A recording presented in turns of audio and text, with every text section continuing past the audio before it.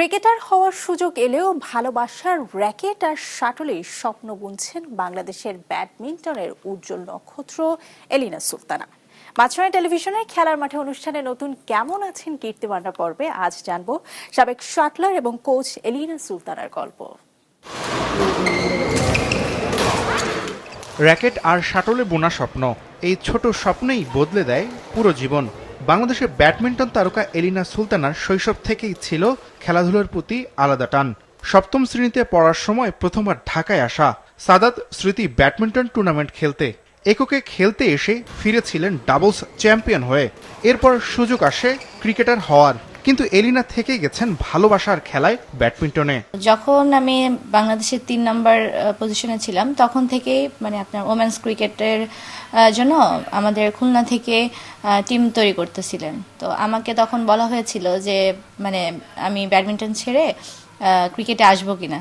তো তখন যেহেতু আমি বাংলাদেশের 3 নম্বর প্লেয়ার ছিলাম, তো আমি তখন বলেছি যে না, আমার এইম হচ্ছে আমি ন্যাশনাল চ্যাম্পিয়ন হব। তো সেজন্য আমি আর ব্যাডমিন্টন ছেড়ে অন্য কোনো স্পোর্টসে যাইনি। ব্যাডমিন্টনের প্রতি আমার অনেক বেশি অ্যাট্রাকশন কাজ করতো, যেমন ওদের মুভমেন্টটা প্রচুর ফাস্ট ছিল এবং তাদের স্টামিনা এবং এই যে ধরেন ওদের যে ড্রেস আপ স্মার্টনেস, মেইন কথাটা স্মার্টনেস। ব্যাডমিন্টনটাকে আমার ওইরকম স্মার্ট গেম মনে হতো, তো সেই জন্য আমার এটার প্রতি অ্যাট্রাকশনটা বেশি ছিল। 6 বার জাতীয় চ্যাম্পিয়ন, র্যাঙ্কিংয়ে 11 বার শীর্ষে। নেপাল ওপেন, বাংলাদেশ ওপেন, দক্ষিণ এশিয়ান গেমসে প্রতিটি আসরে দেশের পতাকা তুলেছেন গর্বের সঙ্গে। 2010 ও 2016 দুটি দক্ষিণ এশিয়ান গেমসে দলীয় ব্রোঞ্জ। শাপলা আক্তারের সঙ্গে জুটি বেঁধে অর্জন করেছেন আন্তর্জাতিক সাফল্য। তবে সাফল্যের পথ কখনোই সহজ ছিল না। আমার ফার্স্ট বেবিটা হয়েছে আপনার 2013-এ। তো সেই একটা বছর আমি টোটালি আমার খেলা স্টপ ছিল। 3 মাস পর থেকে আমার ফার্স্ট বেবিটা আমার সিজারে, তো ওইটার 3 মাস পর থেকে আমি মাঠে যাওয়া শুরু করি।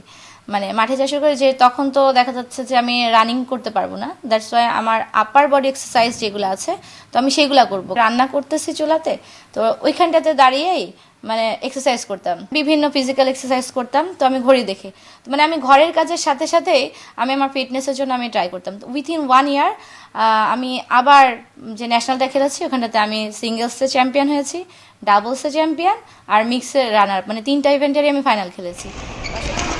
র্যাকেট হাতে লড়াইয়ের পর এবার ভবিষ্যৎ গড়ে দিচ্ছেন এলিনা। হয়েছেন কোচ, তৈরি করেছেন প্রতিভা। বাংলাদেশে কিন্তু লেভেল 2 সার্টিফাইড কোচ মেয়েদের ভিতরে আমি একাই। খেলাটা তো আসলে একদম রক্তে মিশে আছে, চাইলেও তো ছেড়ে দেওয়া সম্ভব না। সেজন্য এটার সাথে আমি রিলেটেড থাকা যায় সেভাবে আমার যতটুকু নলেজ আছে আমি সেটুকু আমার প্লেয়ার যারা আছে তাদেরকে আমি চেষ্টা করবো যে ততটুকু দেওয়ার জন্য। র্যাকেটের ছন্দে জীবনের প্রতিটি লড়াইয়ে জয়ী এলিনা সুলতানা বাংলাদেশের ব্যাডমিন্টনে এক অনন্য অনুপ্রেরণা।